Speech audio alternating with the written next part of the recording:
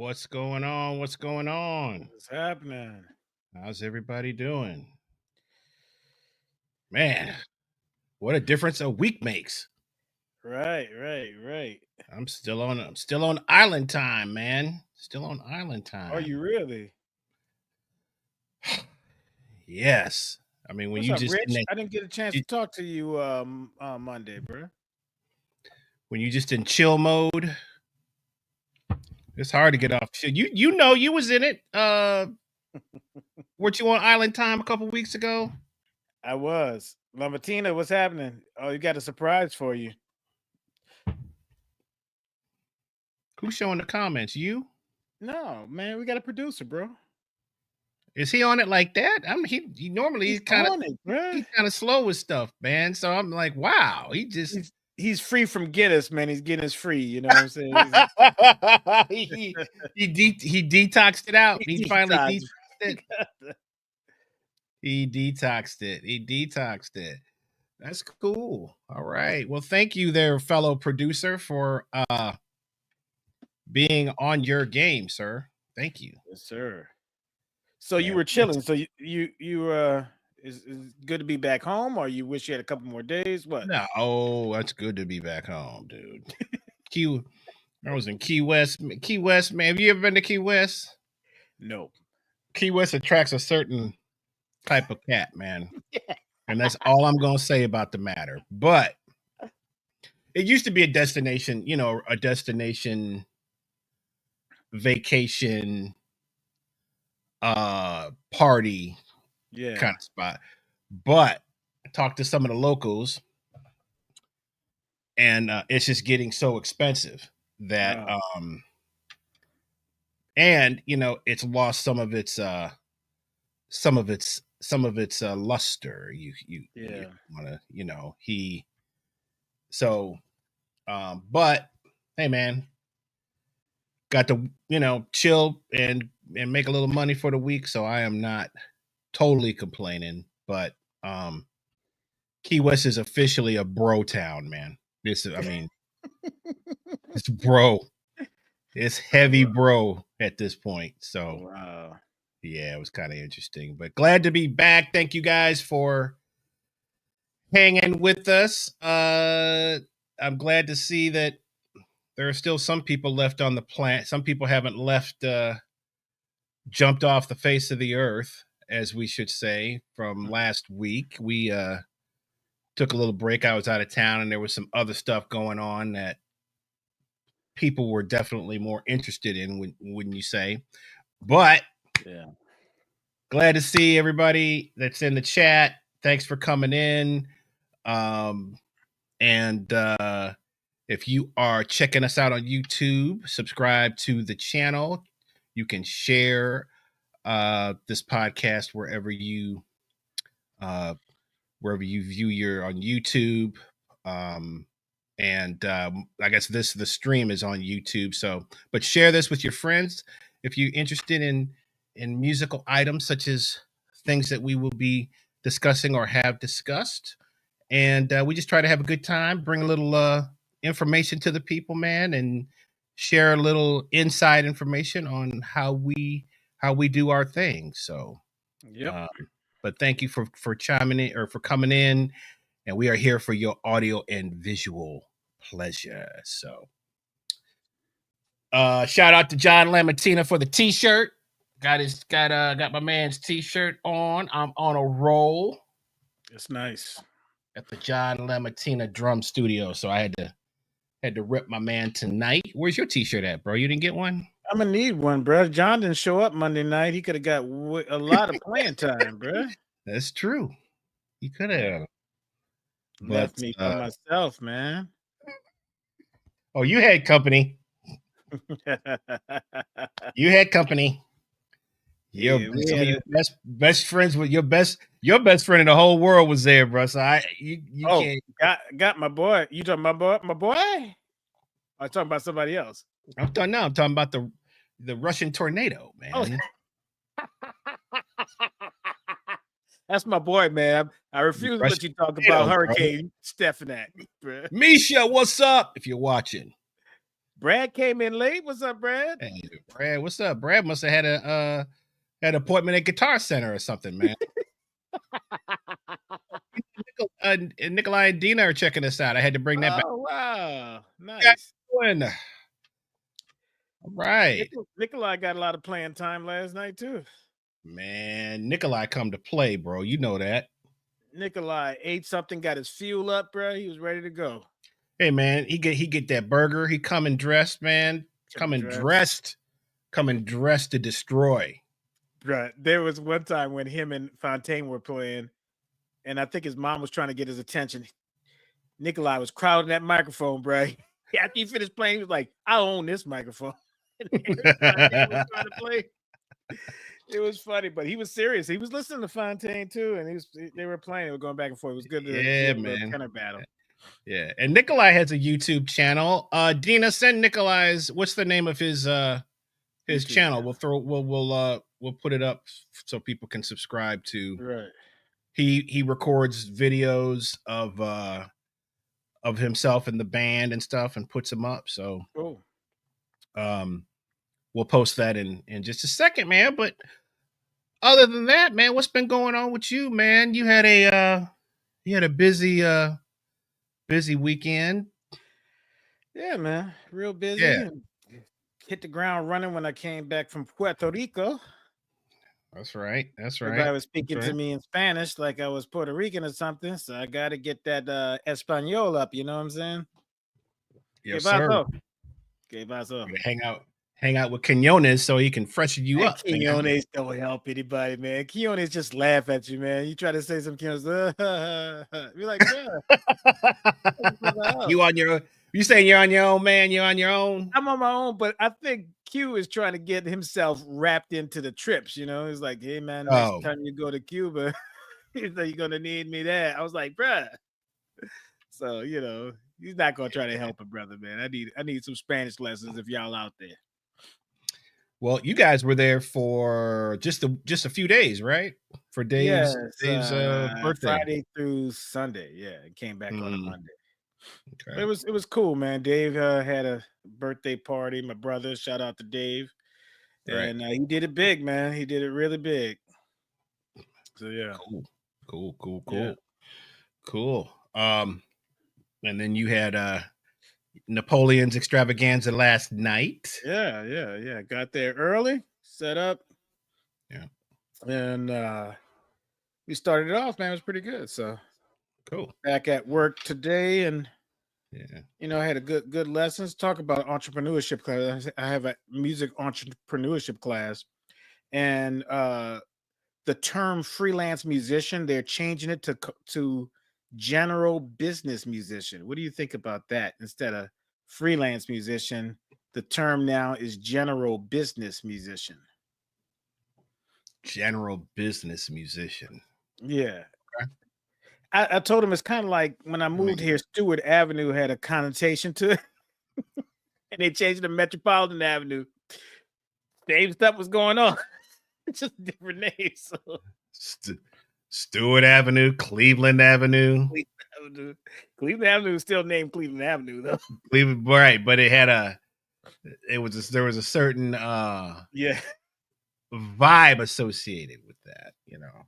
So. Why the change for freelance musician? Because they are trying to make it sound like a business. So freelance doesn't sound like, especially when you're talking to parents, right? You're talking to parents and recruiting stuff. You say freelance musician, they just think that you're just gonna be a bum, you know. But I mean, there's a such thing as a freelancer. That's like in modern business, there's a such thing as a freelancer. So but I mean, I think the connotation of business makes, because think about it, we as musicians, we want to lean toward the artistic side and that, but we don't really know that this is a business. We don't think about it. I mean, you're in the music business, and business is in there for a reason, right? So you don't know how to budget, know how to take care of gigs, know how to assess how much you're going to charge for a gig. I remember I had a gig in Grayson, Georgia. Did my little map quest back in the day. did the route. I was like, oh, that's not too far. So I gave the people a quote, an invoice, and they said, "Yeah, we'll do it." Till I drove out to Grayson, Georgia, and figured Grayson. I was like, nah. You might as well gone to Athens. I should have gone to Athens, bro. And then you get to Grayson, and you got the 1-lane roads that take forever with those red lights. You're like, this is horrible. So, you learn the business acumen. You learn how to chase down the money without saying, "You owe me money." You got to be like, right. Hey, I just wonder if you got my last invoice that I sent to you. Sometimes my email is kind of suspect. Just want to see if you got it. When you're really saying, you got my invoice, I need the money, but you have what the you should have done is you should have said, "Oh, I sent the wrong invoice to y'all. I gotta I need to redo it." I'm gonna bring this question here. We got a question from Brandon Temple. Oh, B Temp back in the house, who was our guest a couple of weeks ago, Austin drummer extraordinaire. And he wants to know who's making decisions on general business musician. Well, if you mean who's making the decision on changing the name from freelancer, that's what he means. That would be the Berkeley College of Music. Wow. I got to think about that one, man. General business. It just don't have I'm a general business musician. What does that even mean? Those inflections on it, bro. You're like, I'm a general business musician. That don't even make sense. What's specific business? It doesn't even make sense. Oh, here's Nikolai's. Right. YouTube is Nick. I want to say it's German, so it could be Bruck, BRUCK, BRUCH. Is it Bruch or Bruck? I'm not sure. Spell it out. Spell it out. NIKBRUCH. So just look his YouTube under his name there. Man, Nick, it could have been Nick Knock instead of TikTok, bro. It could have been something like that. Nick Knock. Yeah, he could have. Nick at Night. Could he? No, he can't do that one. Nick. Didn't Nicholas Payton have a record called Nick at Night or something like that? Yes, he did. That's right. From Nickelodeon. I'm sorry he didn't get sued by Nickelodeon. So he might have. Anyway, we won't go there. We have bigger fish to fry tonight. Yes. All right. Oh, it's short for Brucker Cipher. Wow, okay. Wow, that's heavy. All right. So before we get into serious, I don't want to say serious, but we have icons that are departing. We had another icon leave us today, the great Roy Haynes of what? Yes, sir. Oh, I didn't hear about that. Yes, one of the. It's funny because some young drummers, they think they come up with all these crazy combinations and crazy ideas, linear stuff. I go, let me play you this from 1960, man. Yeah, and play some Roy Haynes, man. He was playing he's playing all them same patterns, man. And he had the fits too. Roy Haynes had some style and fashion, bro. Style. He put D&K out of style, bro. Roy Haynes. Roy Haynes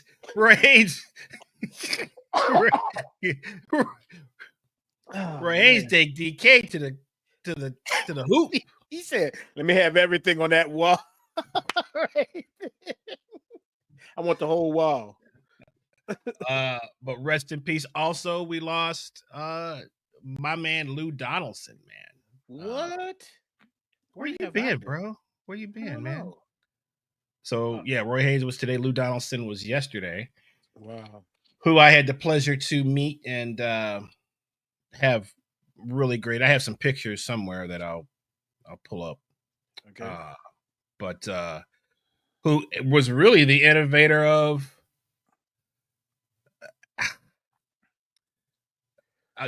I mean, really kind of that boogaloo funk, like, the organ funk. Yeah. I wouldn't say it because there's different people doing it, but he pioneered, I'll say that. Yeah. We lost you again, brother. Come on, man. Hey, man, I forgot to order my new. Come on. It's coming, man. It's coming. All right, it's coming. We putting the local in musicians, bro, right now. Come on. It's coming, man. I'm getting a new one. But anyway, Lou, one of the most sampled artists too. A lot of his stuff got sampled, man. Those classic 60s records with the organ and the the funk stuff. So rest in peace, Lou. Funny cat, man. And you don't want Lou to start talking about you. So because he would talk about you, that if you get a chance to watch a living legend or somebody, you should, because I miss Miles Davis and I miss Freddie Hubbard, and I regret that I didn't get a chance to go see those cats live. So you always think, oh, I'll get a chance to see them next year or whatever, and you never know, And we still got some left. Yeah. So So yes, sir. All right. So I guess we'll get to our topic here, man, because I don't want to, I'm not an authority on this, and I don't want to be like, I mean, the history of this cat is so mind-blowing that it's extensive. And I'm not going to pretend to be like an aficionado on this cat. No, I mean, because for me, Quincy Jones, I obviously hearing something that Quincy Jones did, I didn't know it was Quincy Jones, but my first introduction to Quincy Jones is the Sanford and Son. Yeah. Street Beater.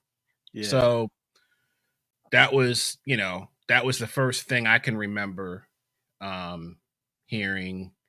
And Sanford and Sons, was that? Gosh, what year did what year did Sanford and Sons start, Brian? I want to 73. I would say 72, 73, somewhere around there. Something like that. Maybe a little. But didn't it sound like a Junkman's theme? Like, how perfect was it? That bass harmonica, like it sounded junky. I mean, it just perfectly. do that again, bro. My students are going to probably sample that, man. Brad says 1972. Okay, so 72. Yeah. I was 3 years old. But Sanford, that was like, and that theme, man, is so, it's so unique. Just like you were saying, it's so unique. Every now and then they'll play the whole thing. It runs out through the credits, but every now and then the whole thing would play like on TV, and you'd be like, "Whoa!" Okay, so this is interesting because I just thought of who did the theme to Fat Albert? Fat Albert Rotunda. That wasn't Herbie. That was Quincy. Fat Albert was Quincy? I wonder if that was. I thought that was Herbie. I'm talking about the theme to the TV show. Brian, can you look that up? Who composed the theme to the Fat Albert? Because, and I'm curious, what year did Fat Albert start? I thought it was Herbie. I'm pretty sure it's Herbie. Not the TV show thing. Fat Album. Oh, you talking about the record? You talking about the album? No, I'm talking about the TV show theme, Fat Albert. Oh. But anyway, I'm curious because do you hear any similarities between those two now that when you put those in your head? I mean, I think it's because of the instrumentation during that period of time. Uh, you if you listen to the theme for Sanford and Son and the instrumentation, the sound of the bass, everything that was a sound back in the 70s and 60s, late 60s, where amplification started coming into play. So um yeah, I Okay. thought that was Herbie that did it. But The yeah, theme. but there's a lot of cross pollination between those kind of guys when the jazz guys started getting to the electric instruments. So you hear that sound. So Herbie did the theme to the TV show Fat Albert. Yeah, How did I not know that? That's crazy. yeah. But I'm just talking about it's got a boo doo boo boo doo boo, and then when you hear Sanford and Son, boom boom boom boom, there's a. I'm not saying it sounds alike, but there's some similarities in the way that they were both composed. But anyway, I'm just bringing that up to say, um, and Fat Albert looks like it was 72, so they're basically about the same time, but. Right. But Sanford and Son, and then The Wiz. Yeah. Oh, bruh. Was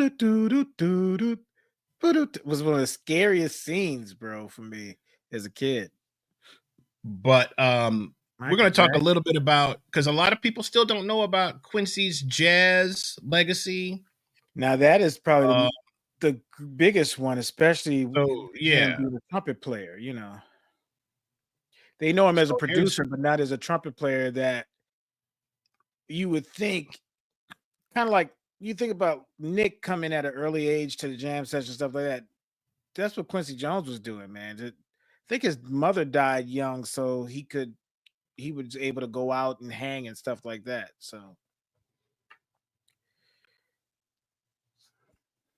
so um we played a song on the Mike Veal band the other night. Okay. That was, I believe,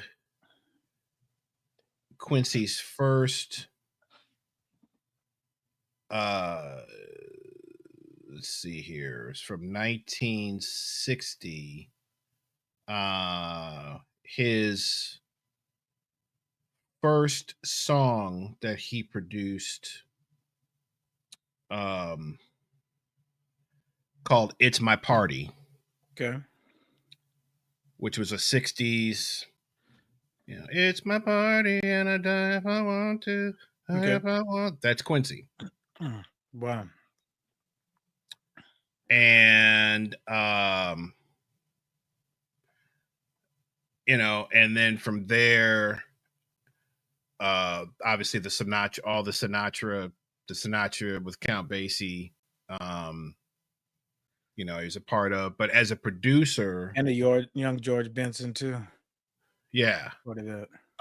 But some stuff he's one of those cats that you forget how much stuff he did. Well, one of the first things he did was play with Billie Holiday at 14 years old, trumpet. So then when you talk about his arranging prowess, he went to Berkeley School, which was really the Schillinger School before it became known as Berkeley. And if anybody knows anything about the Schillinger system, it was a way of arranging that they still do today. One of the practitioners of the Schillinger system is our good friend Ted Howe. So Ted uses that same system that Quincy learned from as well. So the Schillinger system is a way of composing and arranging that's really mathematical. So rumor is that when he got with Frank Sinatra, the very first day Frank Sinatra tested him, he didn't know it was a test. He told Quincy Jones, hey, the horn arrangements are too densely packed. He said, I need you to change the score. Well, they didn't have Finale and Sibelius and all these computer scores. He had to write it out by hand. So he said, give me an hour. Took an hour and rewrote all the parts, score included, and hand it out, and everybody read it down. And that's when Frank Sinatra said, "You're going to be my arranger and for this thing." So incredible gift of engraving and thinking about the parts to do something like that in an hour, and it impressed Frank Sinatra. And that's arguably one of the best albums to me. Big band scoring and arranging, for sure. There you go, right there. That's the And only big band album I like. I mean, you know me, I'm just not a fan of or whatever, but that stuff I liked. Right.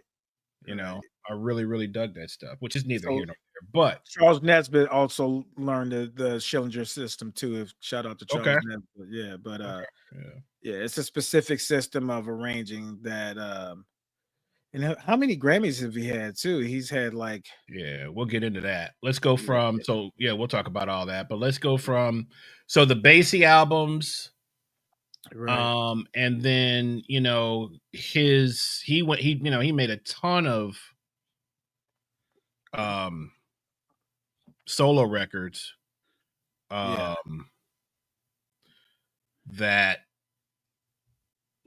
did well. He was collaborated. So many collaborations, Big band bossa nova. Quincy Jones with the Mancini. Well, that was actually before the Sinatra stuff, I think. But then you're getting into stuff like those 70s records. You Got It, Bad Girl, Body Heat. See, I remember I remember the album covers because I would, my parents and my sisters had all those records, right? And I heard that. There was another one called Sounds. I can't remember what the name of it is. And then you get into an album that I specifically remember being played a lot in the house, which was The Dude. Yes, I thought you were going to say The Dude. And that was that had, they had backgrounds by James Ingram. They had Michael Jackson did backgrounds on that too. That album. So that's, solo wise, of course, Off the Wall. Yeah. That's got to be was he one of the first artists to like have the visiting artist type of album? Like it's a compilation of a producer type of album where you have all the people in, because you see Follow That Recipe for like Back on the Block when that came out. I think that was 89 when Back on the Block that was later, right? Yeah. But was he the first one to be a producer and assemble? Maybe Burt Bacharach, probably, where you have other people that would come and sing and be a part of your album where you weren't the guy that was singing. Oh, that's a good right. Yeah. Where your name, it's like your name, but it's other people are really singing and playing on the stuff. That's an interesting question. I bet you if Tom Gross was in the chat, he could tell you. But that's a good question. I don't know. And our producer says Sounds and Stuff Like That was 1978. The Dude was 1981. And Back on the Block is 1989. Yeah. So we'll get to Back on the Block because man, we kind of talked about that was a good time to be 20 right in that little but take good care of you. So this is interesting. This is an interesting comment. Rich Ambler says, I was able to watch Q create the music to the Bill Cosby Show in 1967. No charts. He mostly talked the musings through their parts. 6-piece band. Shout out to, I don't know if you knew this fact, but one song from the original Bill Cosby Show was, his name in that show was Chet Kincaid. The Ballad of Chet Kincaid was the man. We used to wear that Yes. You know, Bradford did it right on that one, man. He did. He did. You know who loves the Ballad of Chet Kincaid? Craig Shaw. Craig loves it more than me. Okay.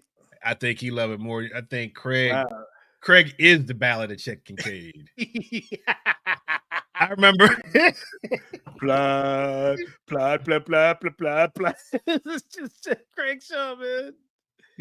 That every time I hear that and play that, that's all I can think about is Craig. But right, Chet Kincaid, and so where were we? So okay, let's go to Off the Wall.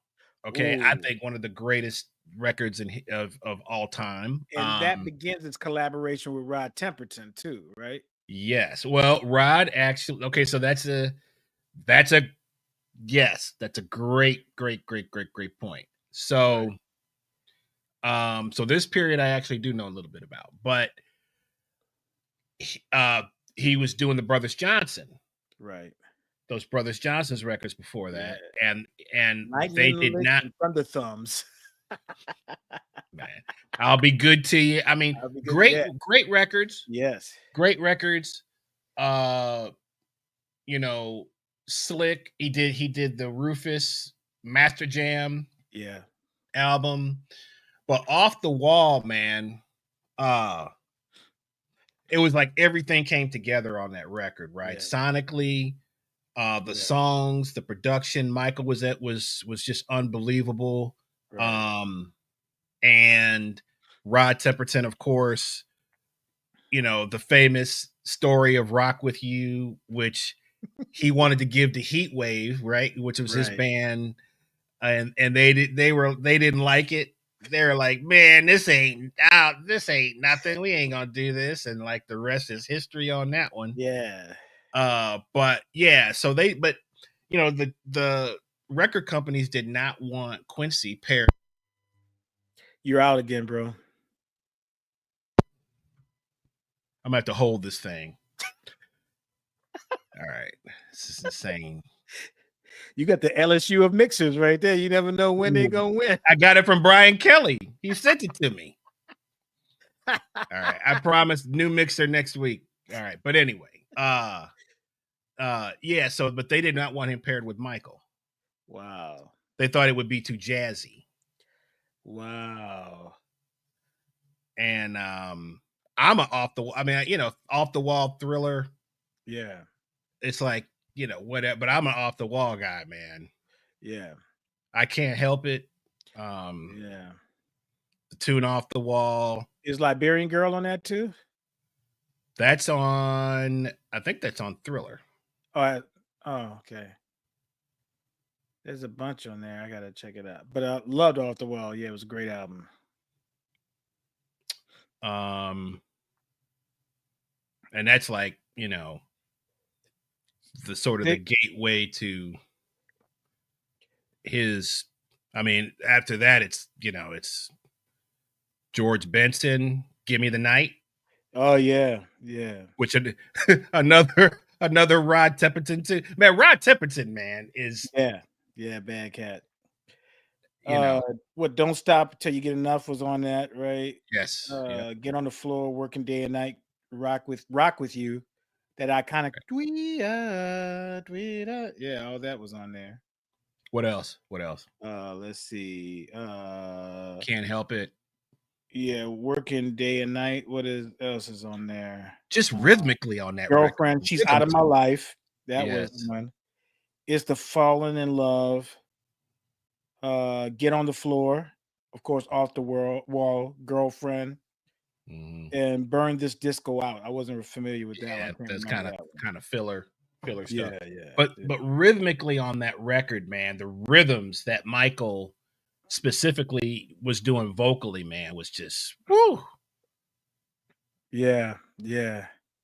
That whole intro to is it Don't Stop Till You Get Enough? Yeah. The string line. The vocal intro. Oh yeah. Where he's doing multiple parts. Keep this up, Falgo, too, by the way. Yeah. But But all right, so here's Nick Gannon is giving us, okay, so J.R. Robinson had a funny story about the Rock With You session. Supposedly Quincy came to, yes, and said something along the lines of, think of a 4-beat intro that will be known around the world and the rest is history. That is correct. So that was the first thing that came to his mind was that boom. Yes, I was going to see if you were going to sing it for the people, you know. Oh yes, I had to sing that for the people, man. Do drummers get it wrong, or you guys just love that and get it right? Well, I mean, I hope you don't get it wrong. But how many songs like that start with such a pronounced drum intro? Like, there's several. There's several though that you kind of like have signature intros. Brick House. Yeah. I mean, there's several that kind of come to mind. There's one that comes to mind for me too. It's it's a certain song, "Hey Joe," that, you know, an arrangement that happened. So yeah, funny. that's why did I come up with that? Why did I even come up with that, man? Y'all just let me hang myself too, man. You do that all the time. I was like, why did I even come up with this, man? Like, what's the one that I came up with that I regret now? What's that? We did the intro to Dolphin Dance, or Dolphin Dance. Dolphin Dance. I said, let's start it with that. He was like, what? Ah. Live, it takes us like 2-3 times to get it, man. When we do it live, it takes us like 2-3 times to get it right. We always have to start it over. But you know, that's part of the role of a producer, of a great producer, is not to tell you everything what to play. To help you use your creative juices and say, hey, come up with this. We need this. If you're really interested in learning more about Quincy Jones's production, I highly recommend Steve Lukather's book, who was the guitarist in Toto, but was also the guitarist on a ton of those Quincy sessions. And he was super young, man. He was like 19, 20 years old. One of the more famous ones is Human Nature. And there's actually a couple famous stories from that session on Thriller. One of them was, I'll tell you this one first. So the first one was the Beat It tune. I guess, you know, they were trying to sort of meld this rock. Michael wanted to do this kind of rock thing. So Steve Lukather said that he went and recorded the stuff like with like 5 Marshall stacks and like did this huge, and they recorded it, man, and sent it to Quincy. Quincy's like, man, I gotta get this on the radio, man. Like, you gotta give me something, you know. So pared it down, you know, and did something a little bit smaller. But that riff, I want to say, I don't know if Michael sang it, but that Lukather is definitely a part of that. Eddie Van Halen plays the guitar solo, of course. Right. But there's several great stories, man, in Lukather's book where Human Nature, so the guitar line in Human Nature, Lukather came up with that, and Quincy gave him an arrangement credit. Oh, good. So he hired guys that could give him what he wanted. It wasn't like he was telling you what to play. A lot of times it was, it's like, to your point, was what a great producer does, really. And I heard that Michael was working on, I think it was Beat It or one of those, where he was working with somebody on the mix and they were up to 86 or 88, whatever, different versions of the mix. And Quincy walked in and was like, what are you guys doing? He said, we're working on the mix. And he says, play me mix number 2. They play number 2 and boom, it was just like, that's the one. And it was perfect. So, you know, being a producer of that level and caliber is sometimes coming in and just lending your ears and say, hey, this is the one. You know, y'all are beating this into the ground, you know. Right. And then you have the iconic Beatles story too. with what's the drummer, Ringo?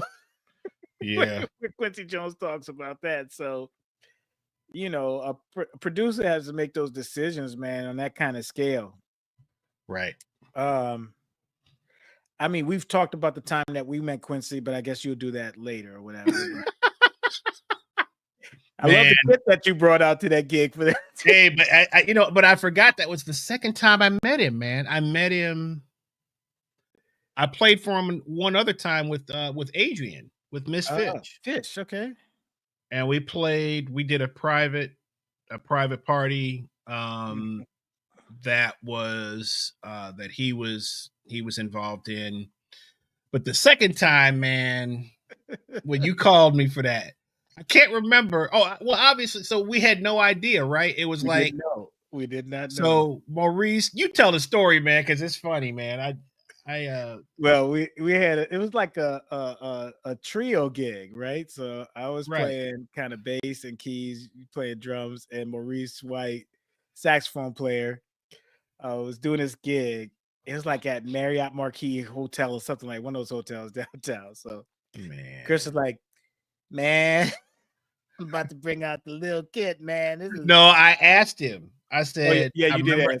I said, "Hey, man," I said, "Do you want me to bring a small kid?" He was like, "Oh yeah, that'd be cool. Yeah, that's cool." You know, he said that's cool.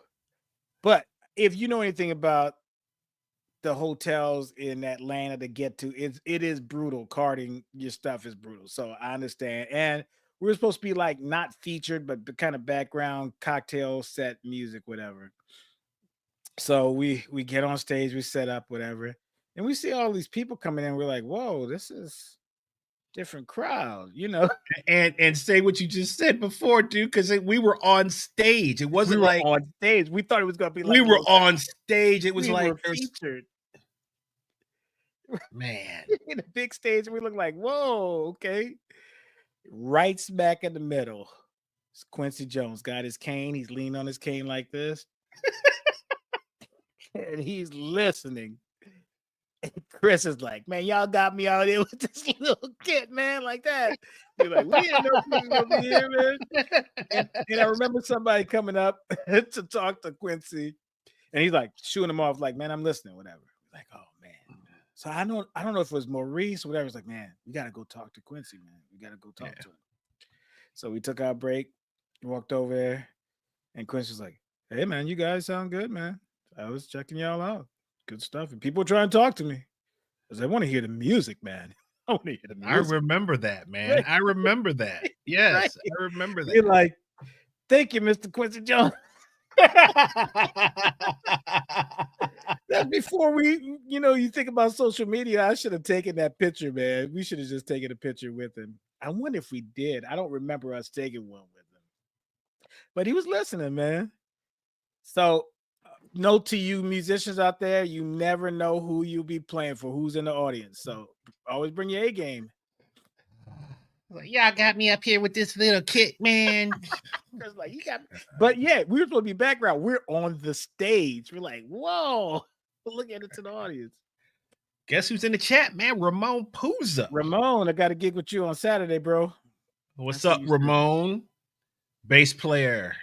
Burn the Disco from Off the Wall is fire. Oh, okay. I got to go back and check that out because I don't even remember that track. Great. With vocals dueling for attention. Okay. I got to check that out. Shout out to and if you want to put your favorite Quincy Jones track in the chat, we'll put it up, whether that's as a producer, as an artist, whatever. What would you say is your favorite Quincy Jones track? Yeah, I mean, maybe. I guess if you can't narrow it down, maybe a record or well, you know what mine was, my little go-to thing was. Well, okay, so we got to go there now. Should we go ahead and talk about it? But off that same record, there was two songs. Okay, there was one. Oh, what's the name of this? It's Jazz something. I can't think of the name off that record.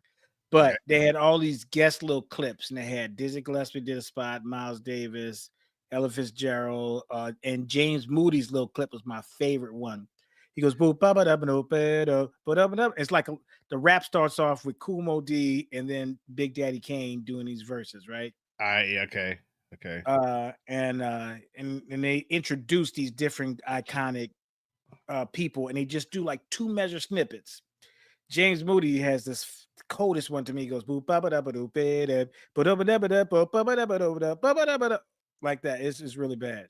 So that one, and then the slow one he did with Take 6 is that Brazilian love song or Brazilian wedding song, something like that. You remember that? Look it up, Brian. What's off of Back on the Block? Yeah, Back on the Block. It's the one with Take 6 is what is the name of that? Dang. So my sister Tammy Yarborough is in the chat. Okay. What's up, Tammy? We forgot about the color purple, dude. Yeah, and in the heat of the night too, Sidney Poitier. She mentioned that one too. Yeah. That's what I mean. It's like when you're that bad. Oh, Roots. Exactly. Yeah, and I was thinking about that, and I was. Oh yeah, Patty Austin, Ramon. You're right. Oh, that's a good one. What's the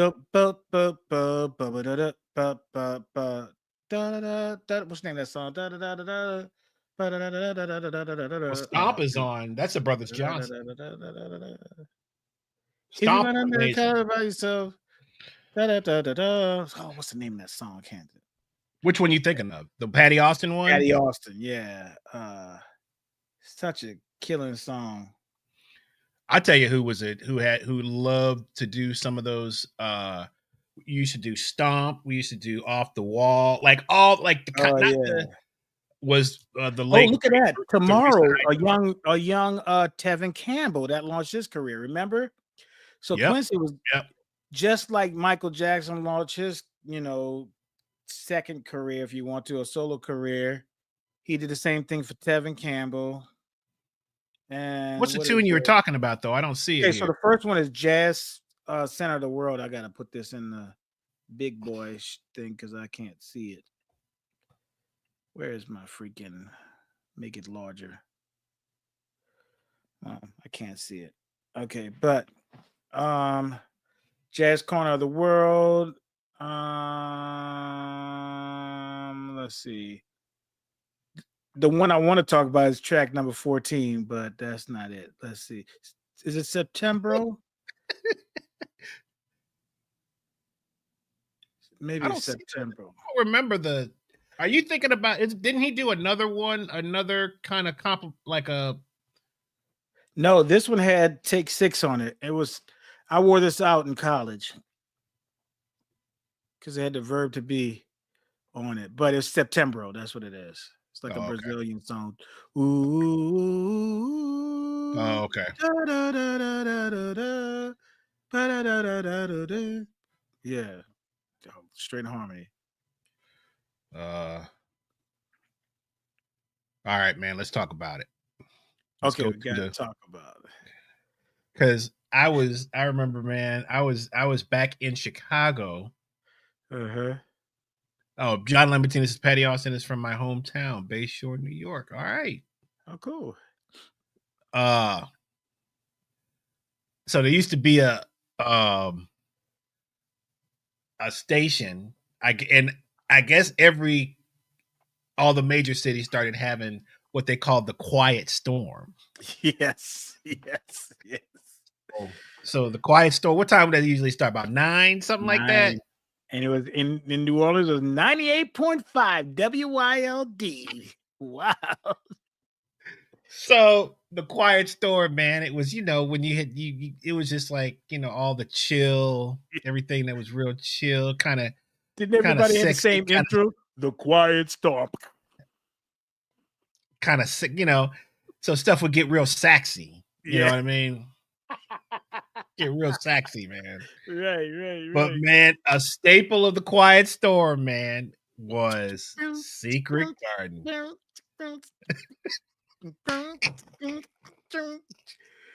Baby, I can't even do his voice. Man, I'm telling you though, man, that it's such a moment.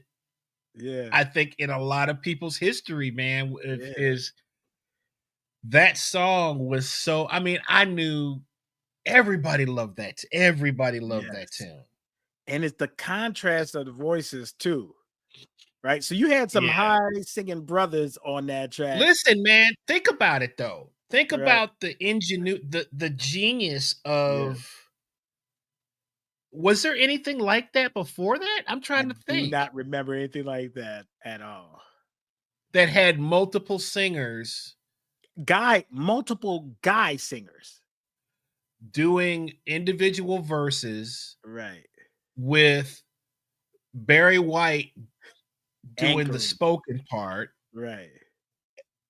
Kind of the narrator, so to speak, or whatever you would call it, but the spoken word part. Right. And okay, so can you name all the singers? Oh yeah. You want me to name them? I want you to name them. Okay, so I'm going to start from the reverse order. All right.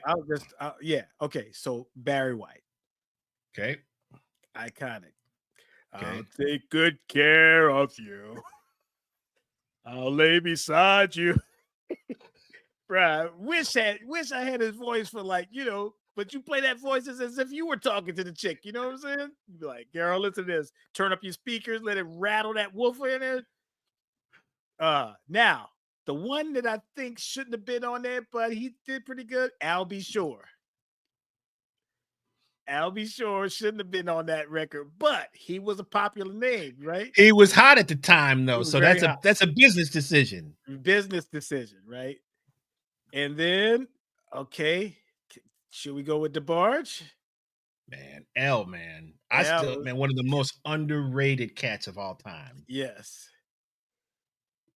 Easily. And I didn't know that Biggie Smalls sample was from DeBarge. That I'll get to that later. But anyway, we should do a show with samples from records. But anyway, and then James Ingram. That I can't even sing it. I can hear it in my head, but the ooh that he sings, I can't even reach it. You got the melody. Isn't that James Ingram? You got to put together. That one, to me, I agree with you. That was really the one, man. He killed that, man. He and L's part, man. Yeah, they killed it. Man, L, man. I mean, I was talking about him the other day with someone, and just like, man, he is just so underrated, man. I mean, he's just unbelievable. But yeah, I can't remember. I'm trying to think of another tune that had that multi vocalist thing that was completely like, wow, I can't believe it. Right. That's definitely a producer's album, because you think about it, who would have the cachet to get all four of those cats together? Right. But a Quincy Jones. And he did that collaborative thing throughout his career. So, and cross multiple record platforms. You know, you'd have to loan out artists. If you were on one record label like Columbia or Arista or whatever, you couldn't, look at DeBarge, yeah. You couldn't just record with anybody's project. So, you know. Well, yeah, if you were on, so that's an interesting question, is how do you get around all of the record company, the different contracts at that time? Or maybe, I mean, it's possible. You'd have to have a disclaimer written on the record. Of course, you. Oh yeah, right. You're right. Yeah. If you remember the record, you said, courtesy of, it would say such and such, courtesy of such and such record. So, have a good day at school, Nick. We'll talk to you later, bro. All right, Nick. We'll see you later, man. Take it easy. Hey, Quincy Jones would have hung tonight, bro. Quincy Jones was playing at 14 years old, bro. He would have hung and still going to school in the morning. What you got to say about Secret Garden? I was thinking something else on Secret Garden. Well, you didn't. Yeah, I'll be sure, man. What I was gonna say, huh? But how did you use the album, bro? That's what I want. How did you use that song, bro? That's what I want. Oh, that was on the mixtape, big time. Because around that time was like you had all the slow jams, like okay, you had the Janet Jackson slow jams, which were man, you couldn't go wrong with those. Yeah, yeah. And you had that one. That Al.B. Shore record, man, that first one, that was a good record, man. That was home, girl. I believe I'm thinking about you night and day. Night and day, man. Night and is day. still Night and Day that's a nice tune, man. Yeah, Night and Day. I tell you who did a cool little version of that is Michelle Ndegeocello. She did like a songs from her, teenage. I mean, it wasn't called that, but she did like "Ready for the World." You remember "Ready for the"? She did. She did the Al.B. Shore tune, and then she did like a bunch of stuff from that era, that late '80s era. But he was the man for him. He had that deep speaking voice. Al.B. Shore. Yeah. Only thing is, man. Only thing he had that unibrow, bro. What's up with the unibrow? Hey, Brian, pull up a picture of Al.B. Shore, 1989. Had the unibrow, man, but he had the good hair, bro. That's what he got the good hair. One of the light-skinned cats come on the scene. Light-skinned cat had the good hair, right? And he had the little S curl. He had the S curl going, right? With the denim look, you know. Okay, here's some of the songs around that time. All right. You had Anita Baker. Oh my gosh. You had Janet Jackson, 87, Funny How Time Flies. Man. People Bryson, Without You. You had Keith Sweat, Make It Last Forever. You had Now You're Killing Me. Al.B. Shore, 1988, Night and Day. Just like you said, he was hot on that one. New Edition, Can You Stand the Rain? Can You Stand the Rain? James Ingram, I Don't Have the Heart. Oh, Luther Vandross, Here and Now, 89. Wow. Man, listen.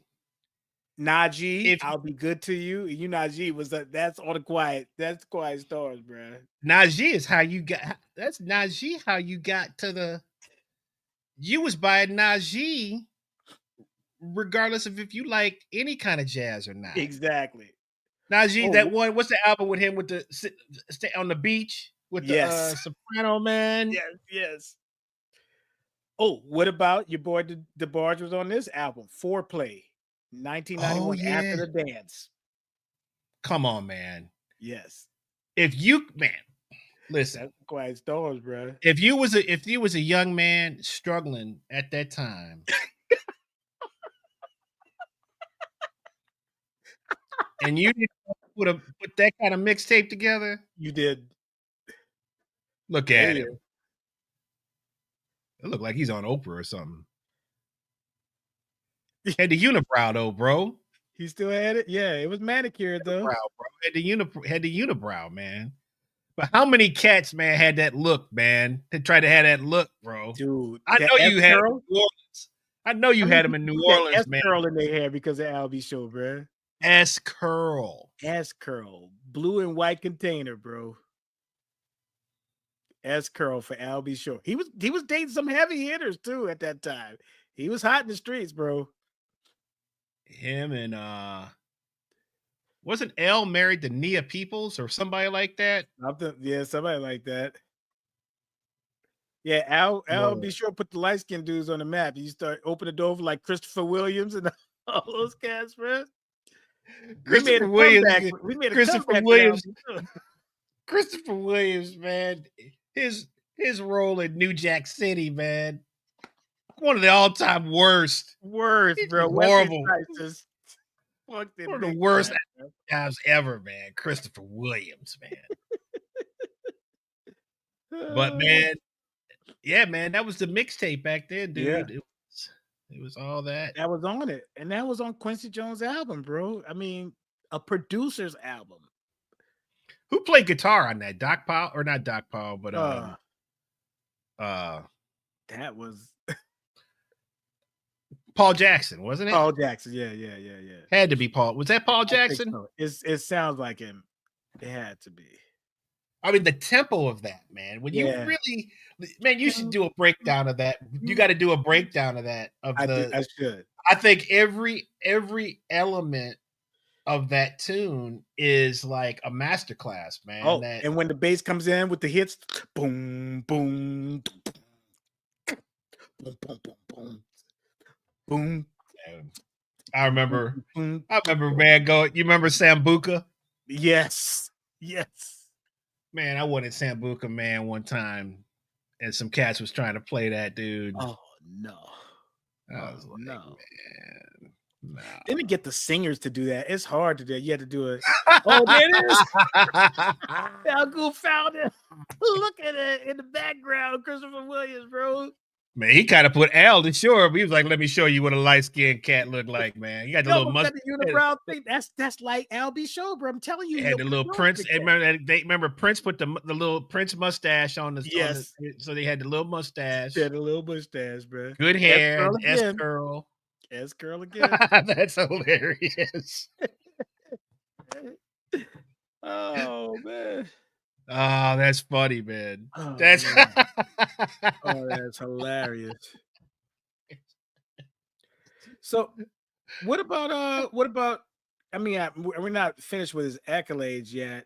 I mean, there's so many, man. You could sit here. Well, what about that iconic story that came out about him and Michael Jackson feuding over? Is it "Don't Stop Till You Get Enough"? Okay, I don't know the story. So okay, so apparently Michael Jackson didn't like the string line at the beginning of. Oh right, yeah, you're right. Okay. I do know this. Yes. And so Quincy says there's like a YouTube video of it too, and Quincy, the guy's interviewing Quincy's like, "Well, what do you think about that?" He's like, well, "Did you just acquiesce to Mike or whatever?" And he's like, "Have you listened to the album, man?" He said, "The string part is on that's the iconic part of it." It's just the way he sings it is such like a jazz person, bro. So he says, "We're the producers, man. Michael don't make the shots on this, man. We made the call." Quincy would say, "Man, it's like part Jamaican, part hey, that junk is hilarious, man." He's like, "This is an album, tell us what to do." He said, "What's on the album, man?" Just love the way he says it, bro. I gotta look that up. I do know that you story. Have to see it, bro. Look that up. What about the story of him trying to put Prince and Michael together? You know that story. That's funny too. Yes, you want to tell about bad when they had bad written and Mike had the lyrics and stuff. And Sierra, not Sierra. Sheila E. was in there, right? She was there. Prince was. They were pitching it to Prince. They said, "Your butt is mine." Yeah. About your butt is mine. Yeah. Like, Quincy called. Well, yeah. Quincy Prince has Quincy like, well, whose line is this? And Quincy's like, well, that's yours. He's like, oh no, it's not. If you think about it, that would have been a great setup, though, wouldn't it have been? If they would have got Prince to be in there, bro, it would have been usurping his kingship over Prince, bro. You know, your butt is mine. You said, your whose butt is mine? Prince like, nah, man. Doing that. Quincy, bro. Like, oh, I guess this isn't gonna happen. So, right. Yeah, man. I mean, we could go. We just wanted to pay homage to the great. Like I said, if you want to hear more about Quincy's production, I highly recommend Steve Luker's book. Then he has kids. He has kids. That's Rashida Jones. Yes, who was on the legendary Chappelle episode.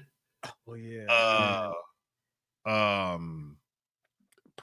Was she in Parks? No, Office. She was on The Office. Parks and Recreation too. I think she was on. Yeah. And then he has another daughter that's an actress, singer too. I can't think of her name. He's got 7 kids, I believe. And he has a Quincy Jones III, who's like a Swedish music producer kind of person too. So yeah. So yeah, man. So that's gonna be our tribute to the late great Quincy. You know, we had an opportunity to meet him. Yeah. A couple times, talk to him. And you know, he was in 91, right? Yeah. He had a brain aneurysm like in 1974 or something. And he thought he had to get a metal plate put in his head where it would set off some alarms in the security lines and stuff. Wow. But he really thought he was going to die. I think maybe that Back on the Block is a tribute to that, but he really thought he was going to die, and they had a memorial service for him that he attended. And the rumor goes that he had his neurologist with him just in case he got too excited that he could take care of him. But yeah, those kind of things that could be a setback, he still, even though he lowered down his schedule, cut back on some things, he still continued to produce some great albums. And you know, we forgot about one person in that little time frame, and our friend Ann Schwartz Pier, Patti LaBelle, bro. You had to have some Patti on. Patti. Yeah, definitely. What about well, this is actually a little, but On My Own. On my own. I never meant to feel that way. On my own. Patti. Remember, man, when Patti had the sweet potato pies up in Walmart, bro? People was buying them out. Patti's pies, bro. Them joints was pretty good, though. Man, that's what I heard. All them cats was talking about her cooking, man. Questlove. Was talking about it. Yep. Yeah, so, all right. How many Grammys did he win, though? Oh man, did we look that up? 50? I don't know. I think he has the most Grammys as a producer credit out of anybody. I think he holds a record. Can somebody look it up? I guess we had a photo.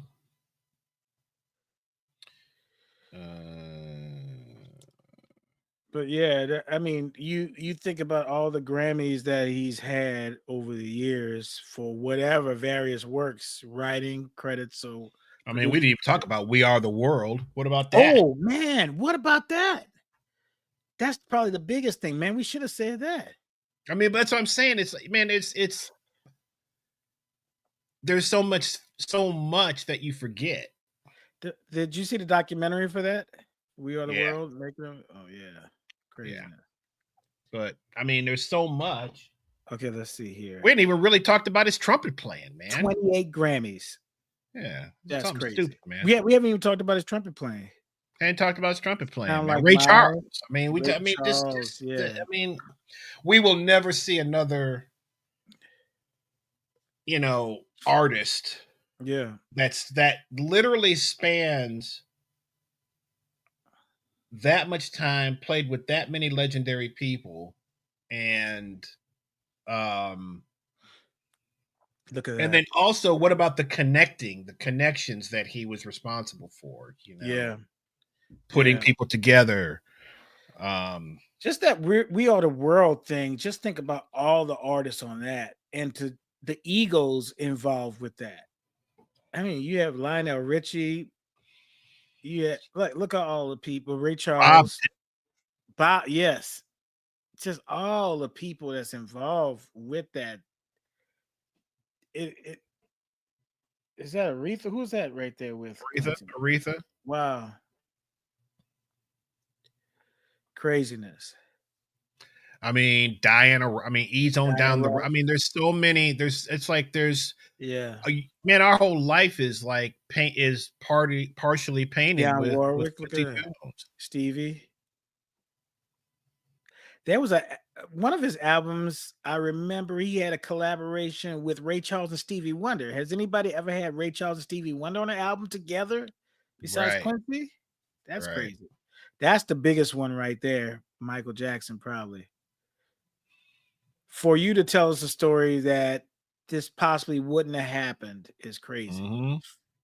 Wow. That's the record. That's the record business for you. Yeah. And it's important to have a producer that you resonate with. Like you look at Janet Jackson, what would she be without Jimmy Jam and Terry Lewis? It's just that collaboration. They get each other, Yep. All right. Great production by our man Falgoo. And we really appreciate everybody's input. We had it was nice and interactive, man. I mean, that's what Ramon, I'm talking show about. up to some of the jam sessions, bro. Show your face, bro, so we can play with you again and hear you, bro. So, I mean, it's just one of those things where there's so many different, we could have done this for what? How long? I mean, the endless amount of stuff that he touched is just crazy, man. Man, who's that, man? My mixer wasn't working for a second, bro. I'm sorry. Oh, I'm sorry. What's wrong with your mixer, bro? It's a wire or something, bro. I'm just glad. Now you having problems, bro. Now you having problems. I didn't. I was just playing around, bro. I don't have those type of problems. Who's that, man? Who is that? Who is that? That's Falgoo. Whoa. Look at that hair, man. Look at that hair, man. Look at that. Look at that hair, man. Look at all that hair, man. Bro. Look at that, man. Cats know that when they put stuff up, no picture is safe with Chris Burroughs around, man. I'm gonna get you. Oh, bro. Look at that, man. Look at this guy. Look at that. Is it the Terrytown second line parade there, Falgoo? That's the coif, man. He had that little Louisiana. Look at that, man. That little curl with the rim. Look how you get the sunglasses, bro. Oh, look at the collars, bro. The collar, curve joints. Look at that. You got bro. Had the big fat silk tie, bro. Bruh. Look at that, man. Is this in New Orleans, bro? Because I know you hide as Hades with that collar all the way up there like that. Gotta be. I can see the sun right down on you, bro. I'm gonna leave him alone. All right, man. That was stylish, bro. I like Falgoo like that, man. Falgoo. Brad says it was good reminiscing on Quincy. You got to say it in your Brad voice. You can't say it like that. It was good reminiscing on Quincy Jones. Yeah, man, the Roots soundtrack. Yeah. I mean, I remember we had that in the house, man. I mean, I'm too young to have appreciated it. What a nice pentatonic. But there's some really cool stuff on that as well. The Wiz, oh man, the music. Oh man, that's come on, man. That's jeez, holy. So, all right, guys, we are going to wrap it up. And call it a night. What are we working on? Well, I'm working on getting off of Island Time. That's what I'm working on right now.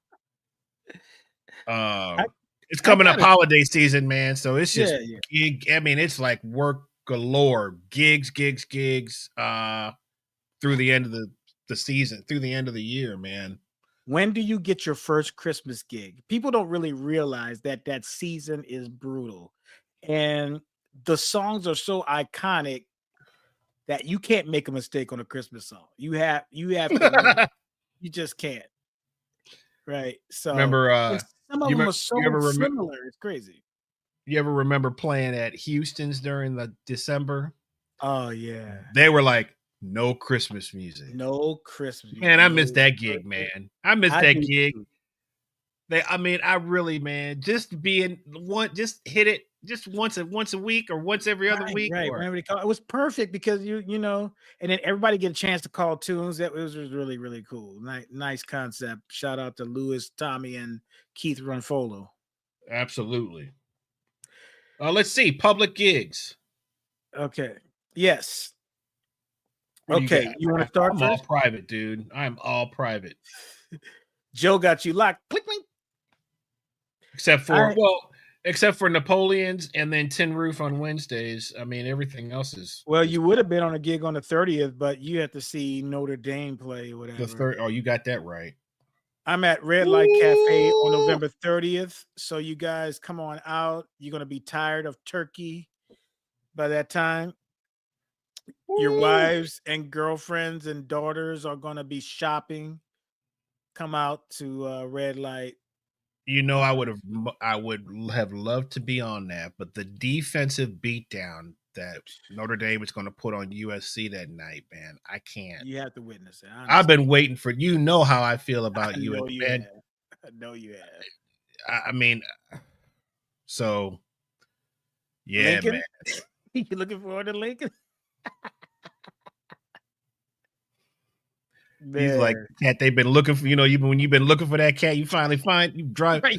Russell Gunn told me his funny story, man, about his mom was looking for somebody one time. She was driving around all over town, man, and finally she was like, there she go. You remember when they had the big park? You had the stick was on the side of the on the side of the steering column. Right. Man, when you looking for somebody, that's how we feel about Lincoln. Bro, That's I was looking for a cat for 6 years, bro. I finally caught up with them, bro. But I caught was like, okay, you need to talk. Like, I got another story about him. He just hit me up today. Yep. Really? Yep. Anyway, enough of this. We will see you. Thank you, everybody on YouTube. Thanks for joining us. Please share and like this podcast. If you're on Facebook or if you're on Instagram, you can follow us there. If you're on Twitch, you can follow us there. Really enjoyed this episode. We had, like I said, we had a lot of interaction with people and chiming in on stuff. So, by the way, that's what we want, man. Quick shout out. Yes, please. Tomorrow is me and the lovely Roberta Jackson's anniversary. It would be 25 years tomorrow. And I've known you for longer than that. Yes, you remind her all the time. You know, she's going to be like rolling her neck and stuff when you say that. But 25 years with the lovely Roberta. Man, y'all gonna hit that 50 mark, man, before y'all done. Yeah, hopefully. Y'all gonna be one of them 50 years, man. I already made an investment, bro. I got to see this through. It's cheaper to keep her, bro. That's the song. Cheaper to keep her. And on that note, y'all, thanks to everybody that was in the chat. Brad, Rich, Ann, Nick, Dina, Ramon, Tammy, Nick, Gannon, John Lamatina, Brandon. Yeah. Had some cats coming in, man. Coming in. Rich. Yes. Thank you guys. And we will see you all next week. I don't know what our topic will be, but we will let you all know. See you next week. Bye.